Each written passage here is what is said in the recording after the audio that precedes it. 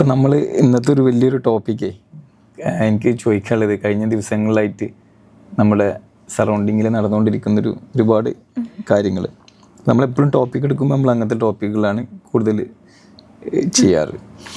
അതിൽ ഈ ഡിവോഴ്സ് വർദ്ധിച്ചു വരുന്നൊരു സാഹചര്യം, ഫാമിലി ഇഷ്യൂസ്, പിന്നെ അതേപോലെ അപ്പോൾ അതിന് എനിക്ക് തോന്നുന്ന കുറച്ച് ക്വസ്റ്റ്യൻ എനിക്ക് എന്നോട് തന്നെ ഞാനിങ്ങനെ ചോദിച്ചാൽ, നമ്മളിങ്ങനെ കേൾവിക്കാരനാകുമ്പോൾ നിങ്ങൾ ഒരുപാട് ദിവസം കേൾക്കുന്നുണ്ടല്ലോ ഇപ്പോൾ ഈ കൗൺസിലിങ്ങിന് വിടുമ്പോൾ. അപ്പോൾ നമ്മൾ ഈ പിന്നെ ശരിക്കും ഡിവോഴ്സിൻ്റെ ഒരു റീസൺ ഇപ്പോൾ നമ്മൾ ഈ റീസെൻ്റ്ലി ഈ ഫിനാൻഷ്യലി ഇവരിങ്ങനെ ഡിപ്പെൻഡ് ചെയ്യാതെ സ്ത്രീകളിങ്ങനെ വന്നതുകൊണ്ടാണോ, അതോ പിന്നെ ഈ ഡ്രഗ് യൂസ് ഇപ്പോൾ കൂടുതലായിട്ട് ഈ ഫാമിലി ലൈഫിൽ തകർക്കുന്ന ഒരുപാട് ഇഷ്യൂസ് ഉണ്ട്. അപ്പോൾ ഒരു 10-20 വർഷമായ അവർക്കിനി അവർ അഡ്മെൻ്റായിട്ട് അവർ തീരുമാനം എടുക്കണം, എനിക്കിനി ഇയാളുടെ കൂടെ ജീവിക്കാം, ഈ ബെറ്റർ ഓഫ് ആയിട്ട് വർഷങ്ങളായിട്ട് ജീവിച്ചു പോകുന്ന എല്ലാം കൈമാറി സമൂഹത്തിലേക്ക് ഒരുപാട് കുട്ടികളെ സംഭാവന ചെയ്ത് അവരുടെ വളർച്ച നല്ല രീതിയിൽ കൊണ്ടുപോകേണ്ട ആൾക്കാർ ഫാമിലി പിന്നെ ഡിസിഷൻ മേക്ക് ചെയ്യാണ്. അപ്പോൾ ആകെ ഒരു കൺഫ്യൂഷൻ, എന്തായിരിക്കും ശരിക്കുള്ള റീസൺസുകളായിട്ട് ഇപ്പോൾ കണ്ടുവരുന്നത്. ഡ്രഗ് യൂസേജ് ഉള്ള കേസിലൊന്നും നമുക്കതിലൊന്നും പറയാനില്ല.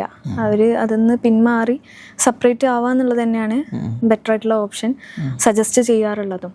പിന്നെ ഫിനാൻഷ്യൽ ഇൻഡിപെൻഡൻസ് വന്നതുകൊണ്ട് സ്ത്രീകൾക്കത് ഉള്ളതുകൊണ്ട് അതൊരു ഡിവോഴ്സിലേക്ക് എത്തുന്നു എന്നുള്ളത് നമുക്ക് പൂർണ്ണമായിട്ടും പറയാൻ പറ്റില്ല. കാരണം അതിന് വേറെയും കാരണങ്ങളുണ്ട്. ചിലപ്പോൾ ചില കേസുകളിൽ അതൊരു ഫാക്ടർ ആയേക്കാം. ചില കാര്യങ്ങൾ അതിന് പോസിറ്റീവ് സൈഡും ഉണ്ട്, നെഗറ്റീവ് സൈഡും ഉണ്ട്. ഫിനാൻഷ്യൽ ഇൻഡിപെൻഡൻസ് സ്ത്രീകൾക്ക് വന്നതുകൊണ്ട് ആ റിലേഷൻഷിപ്പിനെ അത് മോശമായിട്ടും എഫക്റ്റ് ചെയ്യാം, നല്ല രീതിയിലും അവിടെ. അതായത് ഇപ്പോൾ നമ്മളിങ്ങനെ സംസാരിക്കുമ്പോൾ ഇപ്പോൾ ഭാര്യയെ ജോലിക്ക് വിടുന്നത് ഒരു പ്രശ്നമായിട്ട് കാണുന്ന ഭർത്താക്കന്മാരുണ്ട്.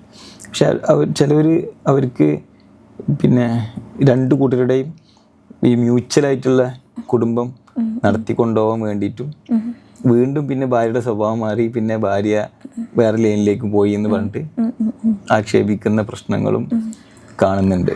വളരെ റയറായിട്ട് അങ്ങനത്തെ കേസുകളുണ്ട്. മറ്റ് റിലേഷൻഷിപ്പിലേക്ക് പോവുക, അങ്ങനെയുള്ള ഇഷ്യൂസ്. പിന്നെ ഈഗോ ട്രിഗർ അടിക്കുന്നു, അങ്ങനെ അടിക്കുമോ ഹസ്ബൻഡും വൈഫും? ചില കേസുകളിൽ മെയിൽ ഈഗോ അങ്ങനെ ചില കേസുകളിൽ ഉണ്ടാവാറുണ്ട്. അതായത് ഇപ്പോൾ സാലറിയിലൊക്കെ ഇപ്പോൾ വൈഫ് കൂടുതലായിട്ട് ഏൺ ചെയ്യുന്നു എന്നുള്ള വിഷയങ്ങളൊക്കെ അതൊരു ഈഗോസ്റ്റിക് ആയിട്ട് അങ്ങനെ എടുത്തു പോകുന്ന ആളുകളുണ്ട്. പക്ഷെ നമ്മൾ നല്ല രീതിയിൽ ഇതിനെ കാണുകയാണെന്നുണ്ടെങ്കിൽ ഏറ്റവും ബെറ്റർ ആയിട്ടുള്ളത് രണ്ടു പേർക്കും ജോലി ഉണ്ടാകുന്നൊരു അവസ്ഥ തന്നെയാണ്. അതാകുമ്പോൾ ഫാമിലിക്കാണെങ്കിലും നല്ല രീതിയിൽ ഫിനാൻഷ്യലി സ്റ്റേബിൾ ആയിട്ട് മുന്നോട്ട് പോകാം. കുട്ടികളുടെ പഠനത്തിലും എല്ലാത്തിലും അവർക്ക് നല്ല രീതിയിൽ കോൺട്രിബ്യൂട്ട് ചെയ്യാനായിട്ട് കഴിയും. അപ്പോൾ രണ്ടു പേർക്കും ജോലി ഉണ്ടാവുക എന്നുള്ളത് അവര് ഹസ്ബൻഡിന് ഇപ്പോൾ പ്രോപ്പർ ജോബ് കിട്ടുന്നില്ല, പക്ഷെ ഭാര്യ പിന്നെ ജോലിക്ക് പോകുന്നുണ്ട്, അത്യാവശ്യം ഈ ഹസ്ബൻഡിനെ ആശ്രയിക്കാത്ത വീട്ടിലെ കാര്യങ്ങൾ ചെയ്യുന്നുണ്ട്. സ്വാഭാവികമായിട്ടൊരു പിന്നെ അവിടെ ഒരു മെയിൽ ഈഗോ ട്രിഗർ സാധ്യത ഉണ്ടല്ലോ.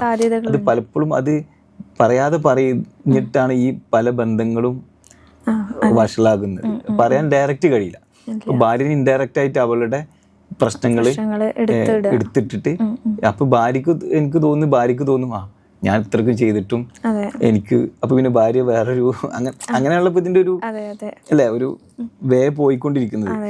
ഇപ്പൊ പണ്ട് കാലത്ത് ഇപ്പൊ ഈ പണ്ടത്തെ ഭാര്യമാര് ഇപ്പൊ നമ്മളൊക്കെ അല്ലെങ്കിൽ അവരൊക്കെയും ഇപ്പൊ ഒരുപാട് ആൾക്കാർ ഈ ഇങ്ങനെയുള്ള പ്രശ്നങ്ങൾ അന്നും ഉണ്ടാവുമായിരുന്നു. മനുഷ്യന്മാരുടെ ഇത് എക്കാലവും സമൂഹത്തിൽ പ്രത്യേകിച്ച് വ്യതിയാനമൊന്നും സംഭവിക്കണില്ലല്ലോ. അപ്പോൾ അന്നും ഈ പ്രശ്നങ്ങളൊക്കെ ഉണ്ടായിരുന്നു. പക്ഷെ അന്ന് പലരും ഇത് പിന്നെ 4 ചുമരിൽക്കുള്ളിൽ ഒതുക്കി സങ്കടങ്ങളെ കടിച്ചമർത്തി ചെയ്തിരുന്നു. അത് ആർക്ക് വേണ്ടിയിട്ടാണെന്ന് പറയുമ്പോൾ മക്കൾക്ക് വേണ്ടിയിട്ടാണെന്ന് പറയും. എന്തായിരുന്നു ഇപ്പോഴത്തെ കാലഘട്ടത്തിൽ മക്കളില്ലേ? ഇപ്പോഴത്തെ കാലഘട്ടത്തിൽ കുറച്ചും കൂടി ആളുകൾ അതിനെ നല്ല രീതിയിൽ ചിന്തിക്കാൻ തുടങ്ങി. അതുപോലെ രണ്ടുപേരും ഈ പറഞ്ഞ പോലെ എഡ്യൂക്കേറ്റഡ് ആയിട്ടുള്ള ആളുകളാണ്. കുറച്ചും കൂടി ഫ്യൂച്ചറിസ്റ്റിക് ആയിട്ട് ചിന്തിക്കാൻ തുടങ്ങി. അതായത് മക്കളെ നോക്കാൻ ഹസ്ബൻഡ് വേണം എന്നുള്ളതോ അല്ലെങ്കിൽ ഫാമിലി വേണം എന്നുള്ളതോ ഒരു അല്ലാത്തൊരു സിറ്റുവേഷനിലൂടെയാണ് ഇപ്പൊ നമ്മൾ പോകുന്നത്.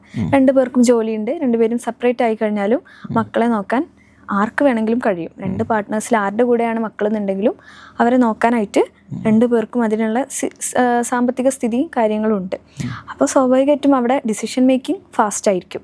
ചെറിയ പ്രോബ്ലംസ് വരുമ്പോൾ അതെ ഡിപ്പെൻഡൻസി ഇല്ലാത്തതുകൊണ്ട് തന്നെ ഫാസ്റ്റായിട്ട് അവിടെ ഡിസിഷൻ എടുക്കും. ചെറിയ ഇഷ്യൂസ് വരുമ്പോൾ തന്നെ നിന്ന് പോവാൻ കഴിയില്ല എന്ന് ഉറപ്പിച്ചു കഴിഞ്ഞാൽ ഓൺ ദ സ്പോട്ടിൽ. ഇത് ഒരു ഡിവോഴ്സിനേക്കും പെട്ടെന്ന് ഉള്ള ഒരു കാരണമല്ലല്ലോ, അത് ഒരുപാട് കാരണങ്ങൾ കൂട്ടി വെച്ചിട്ട് ലാസ്റ്റ് അല്ലേ, അങ്ങനെയല്ലേ ഇതിന്റെ ഒരു, എങ്ങനെയാണ് ഇതിന്റെ ഒരു? അത് ഇപ്പോഴത്തെ ജനറേഷനിൽ ഞാൻ ഈ പറഞ്ഞ പോലെ കുറച്ച് ഫാസ്റ്റായിട്ട് കാര്യങ്ങൾ ഡിവോഴ്സ് പെട്ടെന്നാവുന്നുണ്ട്. പക്ഷെ കുറച്ച് മുന്നേ ഉള്ള ആളുകൾ, കുറച്ച് മുന്നേ കല്യാണം കഴിച്ച ആളുകൾക്ക് ഇപ്പോഴാണ് ആ തിരിച്ചറിവ് വരുന്നത്, ഇനിയും ഇതിൽ നിൽക്കേണ്ട കാര്യമില്ല. അതെ, അതായത് നമ്മുടെ സമൂഹത്തിൽ മറ്റുള്ളവർ ഡിവോഴ്സ് ആവുന്നത് കാണുമ്പോഴാണ് അവർ തിരിച്ചറിയുന്നത് ഞാനും ഇത്ര സഹിക്കേണ്ട ആവശ്യമില്ല, എനിക്ക് എന്നോ ഇത് ചെയ്യായിരുന്നു എന്നുള്ളത്. അപ്പം അങ്ങനത്തെ കേസിലാണ് അവർ ഈ 20 വർഷമൊക്കെ കഴിഞ്ഞിട്ടും, കല്യാണം കഴിഞ്ഞ് 20 വർഷം വരെയൊക്കെ സഹിച്ച് നിന്നിട്ട് ഇപ്പോൾ ഡിവോഴ്സ് ചെയ്യുന്നത്. അപ്പം അത് ഇപ്പോഴത്തെ ഈ ഒരു സിറ്റുവേഷനെ സ്വാധീനിച്ചിട്ടാണ് അവരും ഈ ഒരു ഡിസിഷനിലേക്ക് പോകുന്നത്. നമ്മളിപ്പോൾ ഒരു ലൈഫിൽ ഇപ്പം നമ്മൾ ഈ ഡിവോഴ്സ് അതല്ലെങ്കിൽ നമ്മളൊരു പാർട്ട്ണറെ എത്ര വരെ സഹിക്കാം, അതായത് അയാളായിട്ട് നമ്മൾ മുന്നോട്ട് പോകുമ്പോൾ നമ്മൾ ബാക്കിലേക്ക് തിരിഞ്ഞു നോക്കുമല്ലോ. അതായത് എനിക്ക് അയാളെ ഉപേക്ഷിക്കാൻ ചിലപ്പോൾ മനസ്സുകൊണ്ട് രണ്ടുപേർക്കും കഴിയുന്നുണ്ടാവില്ല. പക്ഷെ പലപ്പോഴായിട്ട് നമുക്ക് ഉണ്ടാക്കിയിട്ടുള്ള പല ഇമോഷണൽ പിന്നെ ഇഷ്യൂസും ആണല്ലോ ഇതെല്ലാം കൂടി ലാസ്റ്റ് ഒരു ഡിസിഷൻ മേക്ക് ചെയ്യുന്നത്. അതിൽ ചിലപ്പോൾ നമ്മൾ അപ്പം പറഞ്ഞൊരു വാക്കുമേലായിരിക്കും ചിലപ്പോൾ നമ്മൾ ചിലപ്പോൾ വൺ ടൈം ഡിസിഷൻ എടുക്കുക, പിന്നെയാണ് അതിൻ്റെ ബാക്ക് ടു ബാക്ക് ഉള്ള ഒരുപാട് സാധനങ്ങൾ കണക്റ്റ് ആവുക. അപ്പോൾ നമ്മൾ അത് എത്ര വരെ നമ്മൾക്ക് കൊണ്ടുപോകാൻ കഴിയും ഒരു റിലേഷൻഷിപ്പിൽ? മാക്സിമം ട്രൈ ചെയ്യുന്നതിൻ്റെ ഭാഗമായിട്ട് നമുക്ക് പല രീതിയിലും ഇപ്പോൾ കൗൺസിലിങ്ങുകൾ എടുക്കാം, അതല്ലെങ്കിൽ ഫാമിലി ഒത്തുചേർന്നിട്ട് പലപ്പോഴും പല രീതിയിലും അതിൽ ഡിസിഷൻസ് വരാറുണ്ട്. അതായത് ഫാമിലിയിൽ മുതിർന്ന ആളുകൾ ഇരുന്ന് സംസാരിച്ച് സോൾവ് ചെയ്യാം, അതിനുശേഷം റെഡി ആവുന്നില്ലെങ്കിൽ കൗൺസിലിംഗ് ആയിട്ട് എടുക്കാം. ഇനി അതല്ലാന്നുണ്ടെങ്കിൽ പല രീതിയിലുള്ള ഇപ്പോൾ നമ്മുടെ നാട്ടിലൊക്കെ ഉള്ള പല കമ്മിറ്റികളും ഇടപെട്ടിട്ടൊക്കെ ചെയ്യാറുണ്ട്. പക്ഷെ ഇതിലൊന്നും ഇത് വർക്ക് ആവുന്നില്ല എന്നുണ്ടെങ്കിൽ അതൊരു ഭയങ്കര അൺഹെൽത്തി ആയിട്ടുള്ള റിലേഷൻ ആണെങ്കിൽ ബെറ്റർ ആയിട്ടുള്ളത് ഡിവോഴ്സ് തന്നെയാണ്. അതെ, ഓക്കെ. അപ്പോൾ നമ്മളിപ്പോൾ കുട്ടികൾക്ക് വേണ്ടിയിട്ട് നമ്മൾ സഹിക്കുന്നതിനെ കുറിച്ച് സംസാരിച്ചല്ലോ. അപ്പോൾ ഇപ്പോൾ നമ്മൾക്കിപ്പോൾ കുട്ടികളൊക്കെ വലുതായി, അതായത് പ്രായപൂർത്തിയായ ആൾക്കാർ ഇപ്പോൾ ഡിവോഴ്സിലേക്ക് കടക്കുന്നുണ്ട്. അപ്പോൾ ഇപ്പോൾ കുട്ടികൾ വലുതായപ്പോൾ അവർക്കും തോന്നുകയാണ് ഇപ്പം എനിക്കിപ്പോൾ ഒരു ഹസ്ബൻഡിന്റെ ഷെൽട്ടർ വേണ്ട, പിന്നെ നോക്കാം മക്കളായി എന്ന് പറഞ്ഞിട്ട് തീരുമാനം എടുക്കുന്നവരുണ്ട്. ചെറിയ കുട്ടികളെ വെച്ച് ഡിവോഴ്സ് ആവുന്നവരുണ്ട്. പക്ഷെ അവർക്ക് അപ്പോൾ ഒരു മനസ്സിലൊരു ധൈര്യം ആണോ, കാരണം ഇങ്ങനെ ഒരു കുട്ടി ഉണ്ടായിട്ട് പോലും ഡിവോഴ്സ്, അപ്പോൾ എത്രത്തോളം ഇവർ മാനസികമായിട്ട് അതിലേക്ക് പിന്നെ തയ്യാറെടുക്കുന്നുണ്ടാകുന്നുള്ള. അതെ അതെ, ആ ഒരു തിരിച്ചറിവ് വരിക എന്നുള്ളത് തന്നെയാണ്. അതായത് കുട്ടികൾക്ക് വേണ്ടിയിട്ട് ഈ ഒരു ബന്ധം മുന്നോട്ട് കൊണ്ടുപോകണമെന്നില്ല, എൻ്റെ കുട്ടിയെ നോക്കാൻ എന്നെ കൊണ്ട് പറ്റും എന്നുള്ള ആ പാർട്ട്ണറുടെ ഒരു ഉറച്ച വിശ്വാസം. ഇപ്പോൾ ഒന്നെങ്കിൽ മദർ ഏറ്റെടുക്കുക അല്ലെങ്കിൽ ഫാദർ ഏറ്റെടുക്കുക എന്നുള്ളതാണ്. ചില മദേഴ്സും കുട്ടികളെ ഏറ്റെടുക്കാൻ തയ്യാറാണ്, ചിലർ തയ്യാറല്ല, ചിലർ തയ്യാറാണ്, ചിലർ തയ്യാറായി. അത് എനിക്ക് തോന്നുന്നത് ഒരു വേറെ എന്തെങ്കിലുമൊക്കെ പിന്നെ എയിം വെച്ചിട്ടാണ് ഡിവോഴ്സ് ആവണമെങ്കിൽ അവർ വേഗം അവരുടെ ഗ്രൗണ്ട് ക്ലിയർ ചെയ്യും അല്ലേ, എന്നിട്ട് അവർ വേഗം കുട്ടിനെ അല്ലെങ്കിൽ ബാക്കിയുള്ളവർക്ക് ഏൽപ്പിച്ച് അവർ ഫ്രീ ആയിട്ട്. ചിലവർ അതൊരു ബേർഡൻ ആയിട്ട് കാണുന്നവരുണ്ട്, അതായത് മുന്നോട്ട് ഫ്യൂച്ചർ നോക്കി ഇനി ബാക്കിയുള്ള കാര്യങ്ങളൊക്കെ ഈ കുട്ടി ഉള്ളത് കൊണ്ട് വേറെ കല്യാണം തന്നെ കഴിക്കാതെ ഈ കുട്ടിക്ക് വേണ്ടി മാത്രം ജീവിക്കും. അത് ശരിക്കും എന്താണ് അഭിപ്രായം അതിനെ കുറിച്ചിട്ട്? പേഴ്സണലി അവർക്ക് അവരുടെ ചോയ്സാണ് എന്ത് സ്വീകരിക്കണം എന്നുള്ളത്. കുട്ടിയെ നോക്കി അങ്ങനെ പച്ചവെള്ളത്തിൽ ചാടി ചൂടുവെള്ളത്തിൽ ചാടി പോയി പച്ചവെള്ളത്തിൽ ചാടില്ല എന്ന് പറഞ്ഞ പോലെ ഒരു കല്യാണം കഴിച്ച എക്സ്പീരിയൻസ് ഉള്ളവർ ശരിക്കും എല്ലാവരും ഒരേപോലെ ആവണമെന്നില്ലല്ലോ. നല്ല സ്നേഹത്തോടും ശരിക്കും കുട്ടികൾ തന്നെ വേണമെന്നില്ലല്ലോ ചിലപ്പോൾ അല്ലേ, നമുക്കിങ്ങനെ ഒരുമിച്ച് സ്നേഹിച്ച് ജീവിച്ചു പോകാൻ വേണമെന്നില്ലല്ലോ, അണ്ടർസ്റ്റാൻഡ് ചെയ്ത് പോവാന്നുള്ളത് തന്നെയാണ്. പക്ഷെ ഡ്രഗ്സ് ആണ് ഏറ്റവും വലിയ ഇപ്പോഴത്തെ ഒരു വില്ലൻ.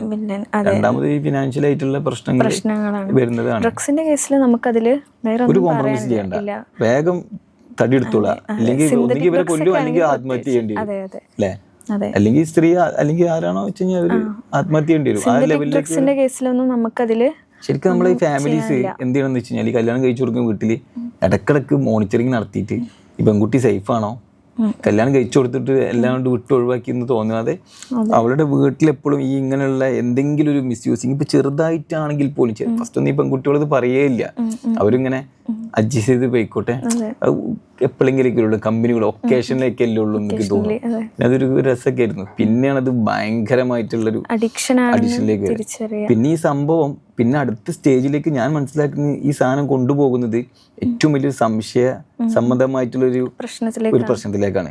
പിന്നെ ഇയാളെ മൈൻഡൊന്നും ഇയാളത്തെ അല്ലല്ലോ, പിന്നെ അയാൾ പറഞ്ഞിട്ട് കാര്യമില്ല, ആദ്യം തന്നെ പിടിച്ചിട്ടില്ല എന്നുണ്ടെങ്കിൽ സംഭവം ഉണ്ടാവും. അപ്പൊ ഇങ്ങനെ മദ്യം യൂസ് ചെയ്യുന്ന ഇതിൽ ആദ്യം തന്നെ നിലപാടെടുത്തിട്ട് ഫാമിലീസ് മുന്നോട്ട് പോകാൻ നല്ലത്. ചിലവർക്ക് പണ്ടൊക്കെ ഇപ്പോഴും ഉണ്ട് ഈ കള്ളുടി നന്നാവാനും വേണ്ടിയിട്ട് ഒരു പെണ്ണിന്റെ ലൈഫ് സ്പോയിലാക്കുക. പണ്ടൊക്കെ ഉണ്ടായിരുന്ന ഒരു ഇപ്പൊ പെൺകുട്ടികൾ അതിനൊന്നും കിട്ടൂല. ഇല്ല. പക്ഷെ പണ്ടുണ്ടായിരുന്ന സിസ്റ്റാണത്. അപ്പൊ അത് പക്ഷെ ആ രണ്ടു കൂട്ടരുടെ ജീവിതം അവിടെ താറുമാറാണ് അതെ ചെയ്യുന്നത്. അവിടെ വരുന്ന കുട്ടികളും അത് സഫർ ചെയ്യേണ്ടി വരും എന്നുള്ളതാണ് ഏറ്റവും വലിയ. ശരിക്കും നമ്മൾ വിചാരിക്കും കുട്ടികൾക്ക് വേണ്ടിയിട്ടാണ് നമ്മൾ ഇത്, പക്ഷെ ശരിക്കും അവിടെ ഇടങ്ങറാവുന്ന ശരിക്കും കുട്ടികളാണല്ലോ. അതെ, ആ ഒരു ഫൈറ്റിന്റെ ഇടയിൽ നിന്ന് വളരുന്നേക്കാൾ ബെറ്റർ ആയിട്ടുള്ളത് അവര് അവരിത് കണ്ടിട്ട് എന്നും ഈ തല്ലും തിരക്കും സംശയങ്ങളും പ്രശ്നങ്ങളും ഇത് കണ്ടിട്ടല്ലേ വളരുന്നത്. അവരുടെ ഭയങ്കര മോശമായിട്ടുള്ള ഒരു മെന്റൽ ഹെൽത്ത് ആയിരിക്കും. ശരിക്കും ഹിറ്റ്ലറുടെ ലൈഫിന്റെ ഒരു ഹിറ്റ്ലർ എന്ന് പറഞ്ഞിട്ടുള്ളൊരു ഭയങ്കരമായിട്ടുള്ളൊരു മാനസിക രോഗി ലെവലിലേക്കും ഈ സമൂഹത്തെ മൊത്തം നശിപ്പിക്കേണ്ട റീസൺ അയാളുടെ ഫാദറും മദറും തമ്മിലുള്ള ഇഷ്യൂസ് കണ്ടു വളർന്നിട്ടാണ്. എത്ര ഹിറ്റ്ലർമാരുണ്ടാവും. നമ്മളെല്ലാം ഇപ്പൊ ഞാൻ വായിച്ചിട്ടുള്ള എല്ലാ ഹിസ്റ്റോറിക്കൽ ആയിട്ടുള്ള ആൾക്കാരുടെ ലൈഫിൽ ഈ ഏറ്റവും പ്രശ്നക്കാരായിട്ടുള്ളവരുടെ ലൈഫ് നോക്കുമ്പോൾ അവരുടെ ഫാമിലി ഭയങ്കര ഒരു ഫാക്റ്റാണ്. അവരുടെ മാതാപിതാക്കൾ തമ്മിലുള്ള ഒരു ഇഷ്യൂസിന്റെ ഒരു ആ എഫക്റ്റാണ് ബാക്കിയുള്ള വലിയൊരു ജനത അനുഭവിക്കേണ്ടി വന്നിട്ടുള്ളത് എന്നുള്ളതാണ്. അടുത്ത ജനറേഷനിലും അത് ഭയങ്കരമായിട്ട് അയാൾ പിന്നെ അയാളുടെ ഒരു ലൈഫ് സ്റ്റൈൽ അയാൾക്ക് കിട്ടുന്ന സ്പേസിലല്ല അയാൾ അത് എന്ത് ചെയ്യും, വളരെ ഹിഡൻ ആയിട്ടും അല്ലാതെയും അത് എക്സ്പ്ലോർ ചെയ്തിട്ട് ഒരുപാട് പേരുടെ മേല് അത് കാണിക്കാണ് സംഭവം. അത് നമ്മൾ ശരിക്കും ഈ ഫാമിലീസ് തമ്മിലുള്ള ഇഷ്യൂസിൽ കുട്ടികളെ ശരിക്കും നമ്മൾ ഭയങ്കരമായിട്ട് ശ്രദ്ധിക്കേണ്ട കാര്യമാണ് തീർച്ചയായിട്ടും. കുട്ടികളുടെ ഭാവി അപ്പൊ ഒരു നിലക്കത് പോകില്ലെന്ന് നോക്കി കഴിഞ്ഞാൽ വല്ല സേഫ് ആയിട്ട് അത് സ്റ്റോപ്പ് ചെയ്യുന്നതാണ് ബെറ്റർ.